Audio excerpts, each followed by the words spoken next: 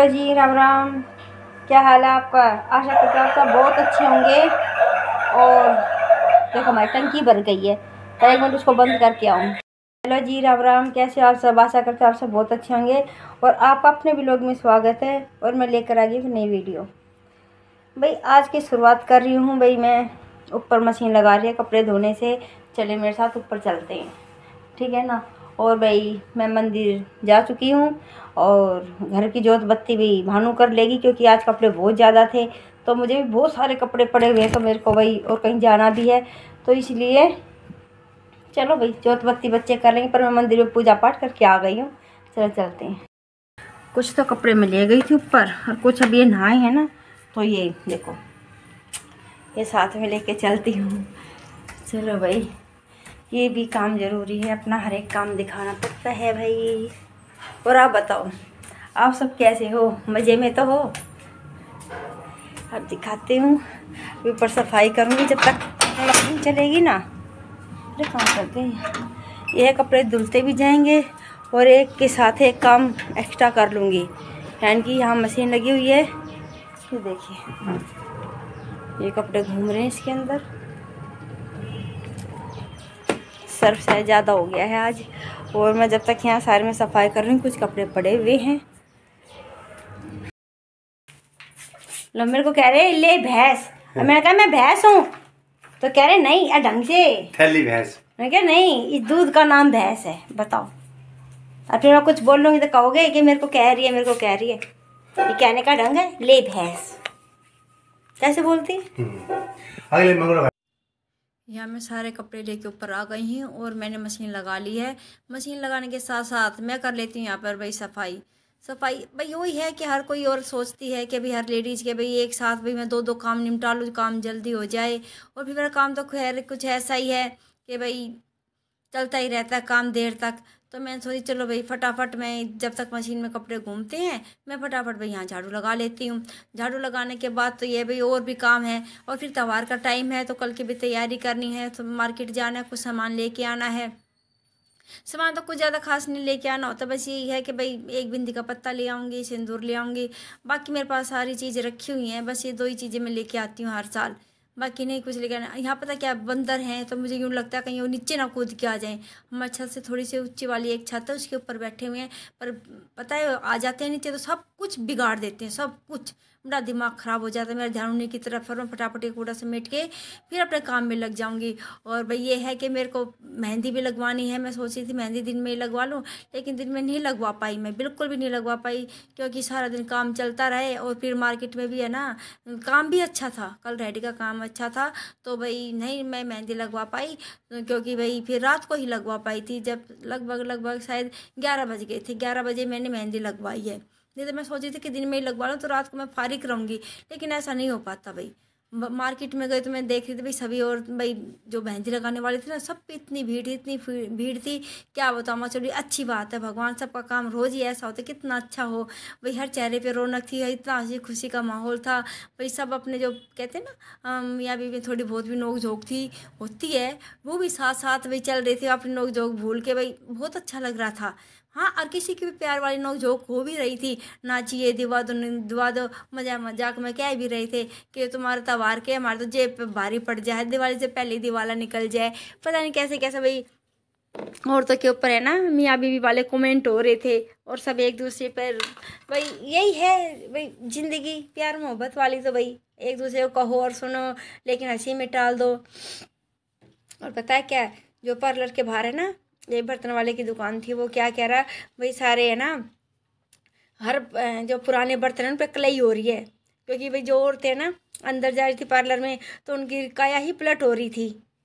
ये था कोई मेहंदी लगवा रहे, कोई फेशियल करवा रहे, कोई कुछ, लेकिन वो बाहर अंकल जी बैठे थे सब पे, मतलब सबके ऊपर तो मैं ऐसे तो नहीं बिल्कुल सामने ही कह रही हूँ, लेकिन आपस में जैसे उनका ग्रुप बैठा हुआ था ना, दूर से पार्लर के आमने सामने दुकान कहते भाई देखो भाई पुराने कलई वाले बर्तन आएंगे और कलई करवा के नए बन के बाहर निकलेंगे। और ऐसे कुछ कमेंट कर रहे थे, थोड़ा सुन के अजीब भी लगा। मैं कहा ये है भी सच्चाई, पहले ऐसा कुछ नहीं होता था, वो बात कर रही थी ऐसा। लेकिन भाई टाइम बदल गया है, भेष बदल गया है, देश तो खैर नहीं बदला, लेकिन हाँ वैसे देश बदल गया है हर चीज़ में भाई। अपने भाई वो पहले वाली कोई बात नहीं है, जो पहले ही घर में बस ये था कि भाई कहने वाली तो बात है नहीं, सबको पता है पहले क्या होता था। पहले यही होता था भाई, उस घर में ही रहते थे और अपने घरेलू नुस्खों से अपने भाई अपने शरीर की अपने सुंदरता को निखारते थे।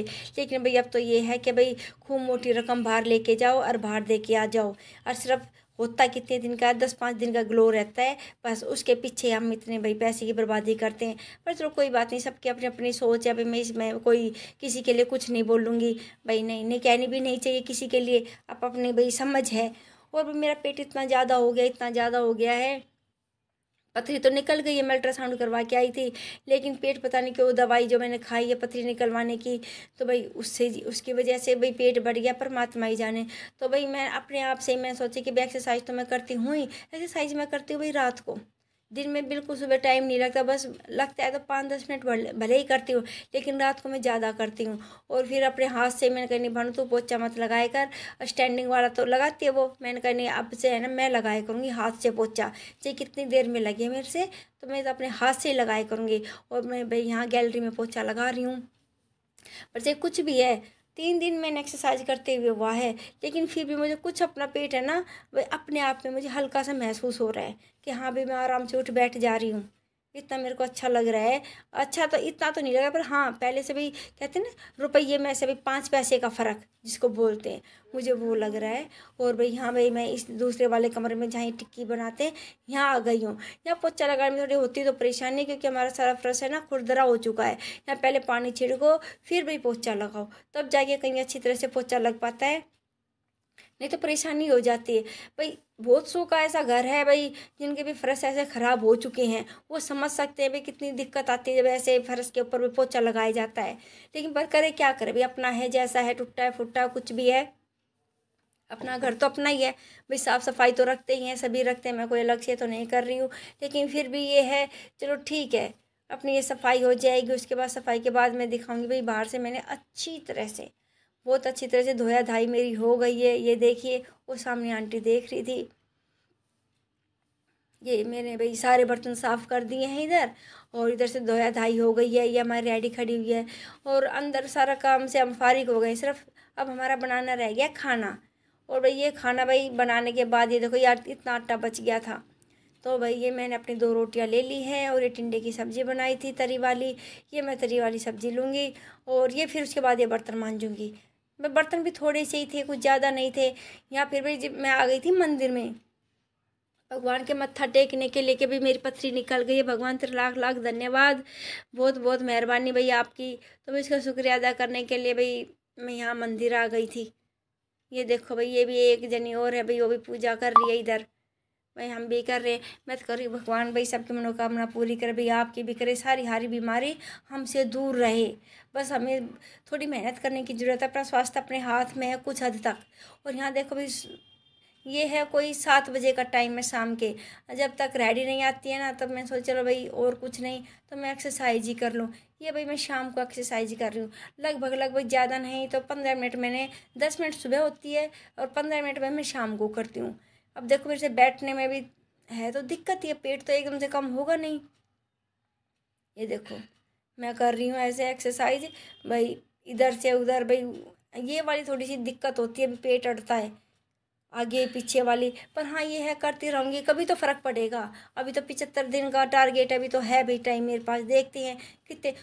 यही है कि भाई ज़्यादा नहीं, मेरा अभी 34 इंची था, 34 ना रहे तो 35-36 हो जाए मेरा पेट, इतना ना हो कि भाई बस क्या करूँ, बड़ी परेशानी है।